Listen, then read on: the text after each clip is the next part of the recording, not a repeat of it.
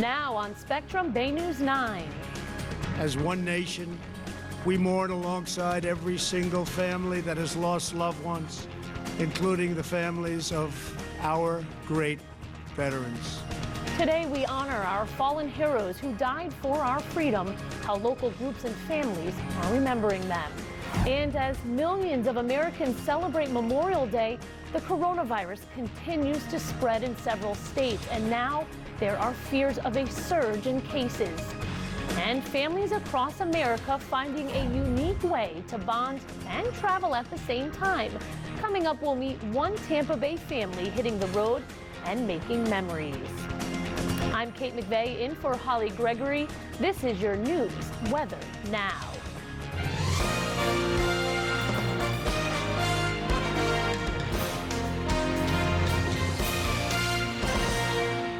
Thank you for joining us this Memorial Day. I hope it has been a meaningful day for you. We have lots to get to this evening in the world of news. But first, let's check in with our meteorologist, Brian McClure. Brian, not a total washout today. I actually got some yard work done. I did some mulching. Exactly, yeah. And you know what else, Kate? The fact that it was cloudy actually made it decently comfortable outside. So, you know, there were definitely some positives to today's forecast. Yes, there's been a lot of rain out there. The good news is it has not rained all day. For example, you look out there right now, it is raining in western Pasco, southern Pinellas, in a lot of Manatee County, and Hardee, DeSoto, Highlands County, and southeastern Polk. But not a single drop of rain right now in Hernando and most of Citrus and most of Pasco and northern Polk. So you get the point. There are showers and storms out there. We will continue to see those showers right there pivot northwestward towards the Gulf this evening. So I'm going to keep them obviously in the forecast. But if you're trying to cook out, I would just keep a close eye on Klystron 9. I think there's going to be some moments this evening where there's plenty of time you can cook out. And I think there's going to be other moments where it's pouring down rain. It's just going to be kind of like that. Lower rain chances we head into tomorrow, and I'll talk about that coming up at 5:09.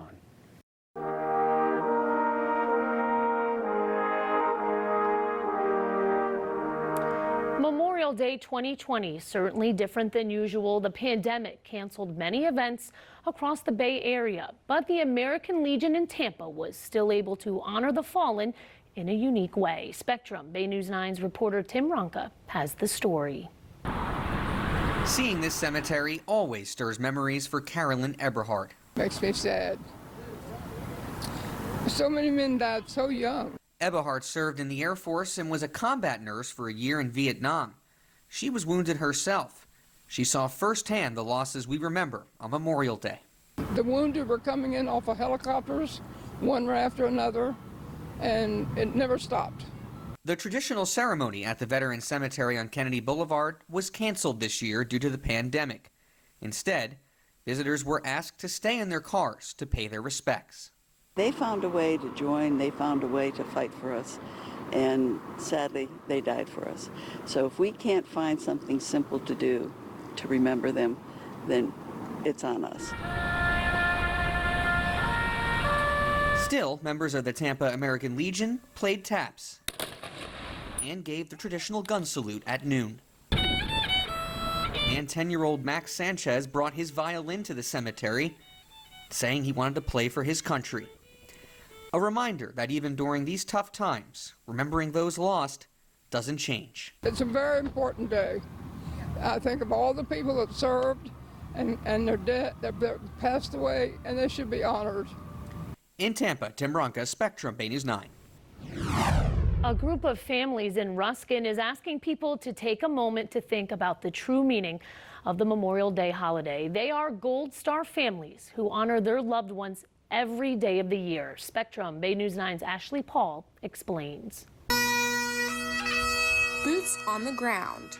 Staff Sergeant Joseph P. Gariantis killed in action May 18, 2004. These families came here to My Warrior's Place today with a purpose.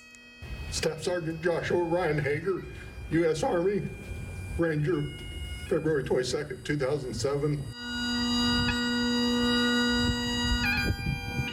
We need the support, the camaraderie to help us make it through this day. As they remember their loved ones who died fighting for our country. He as cautious as he was as a little boy, became a strong, confident man who would lay his life down for his country. Sergeant Terry Lisk was killed by a mortar shell during a firefight in Iraq. And even though it's been nearly 14 years, Mother Lori says not a day goes by where she doesn't say his name. He was here, and he did walk the earth, and he was contributing to society, and I want him to never be forgotten. Terry Michael Liss, U.S. Army, killed in action, June 26, 2006. Which is why days like Memorial Day are so important for Gold Star families. I hope that they were able to know that their loved one was thought about today. Coming together and remembering, here, boots on the ground. In Ruskin, I'm Ashley Paul, Spectrum Bay News 9. A special day for the Bay Pines VA healthcare system. The group commemorated its first online Memorial Day ceremony. It provides for the healthcare needs of veterans in the Bay Pines area. The event was hosted this morning on Facebook. Keynote speaker Thomas Bowman reminded the audience to cherish our freedom made possible by our service members. We owe to those who have given their lives on behalf of our country and to those who have survived to use the gifts of freedom and opportunity that their sacrifice has given us. We need to use it wise and well. According to the Bay Pines VA healthcare system's Facebook page, it's one of the nation's leading VA healthcare systems. Memorial Day weekend ushers in the unofficial start of the summer. Family vacations will also see a new normal. How will travel take off in the time of the coronavirus? Spectrum Bay News 9's Roy DeJesus has a look at one option seeing an uptick. With kids in the back and mom and dad in the front, this RV is hitting the road to kick off summer vacation. Stephanie Carey explains why she feels safer traveling in an RV. So we kind of have control of our surroundings. We can do our cleaning ourselves in the RV. We don't have to be in big public spaces. We can go to parks where we're out in the open air.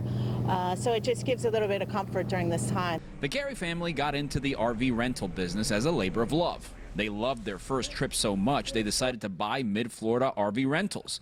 A year and a half in, the pandemic hit. Craig Carey says business bottomed out in March. So we lost all of our bookings, and we knew going forward no one was going to take a vacation rental. Part of the business is providing RV rentals for special events, such as the Grand Prix. All those events got canceled, so Craig had to find new ways to keep the business running under the new normal. They provided RV rentals to the healthcare and frontline workers during the peak of the crisis and did what they can to keep the wheels turning. As the state reopened, with parks and recreational facilities opening up just over the weekend, the Carey's labor of love has seen a dramatic shift, 50% more requests than the same time last year. We're booked through the rest of this month, all of next month, and about half of July. While vacation plans are changing, the Careys are looking forward to staying busy with other families hitting the road.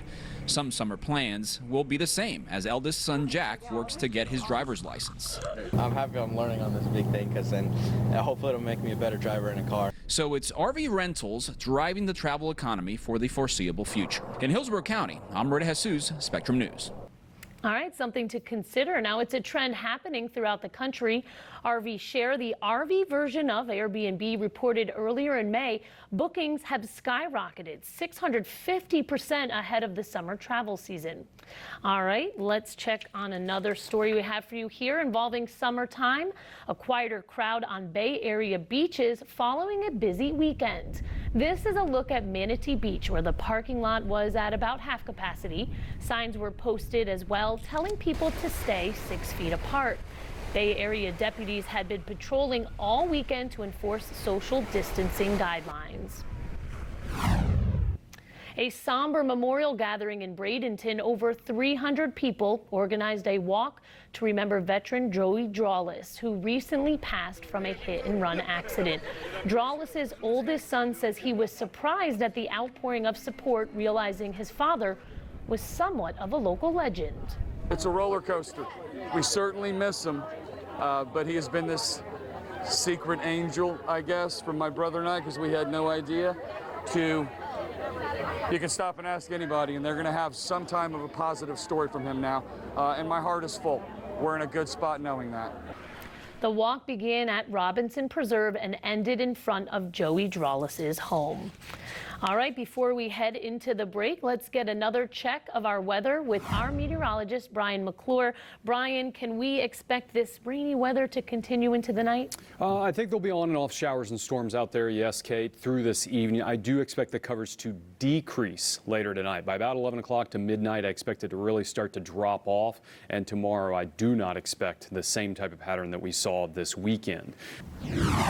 Last month, we told you about an effort from University of South Florida researchers to map the spots in Tampa Bay hardest hit by the virus and predict what could be next. Spectrum Bay News 9's reporter Sarah Blazonis tells us what they've learned so far and why they say the public's help is more important than ever. There weren't any cookouts or kids running around the playground in Copeland Park this holiday weekend. The telltale signs of COVID-19 precautions here are ones parkgoers around Tampa Bay have become used to. But Copeland is in the 33612 zip code. It's one of the areas USF researchers say their COVID-19 symptom surveillance system shows has been most impacted by the virus. Robert Watts says he wasn't surprised. It's predominantly minority area over here. Minorities and Black and brown people are being targeted by this disease. USF's Dr. Thomas Unash says since going live last month, the survey expanded to include Pasco and Polk counties on top of Hillsborough and Pinellas. Participants answer questions about whether they're experiencing symptoms and where they live. Actually, the hotspots that we're seeing in the syndromic surveillance, somewhat gratifyingly, are pretty much corresponding to where the testing results are coming out, where we're seeing activity. Dr. Unash says more than 8,500 people from across the 4 counties have already taken the survey.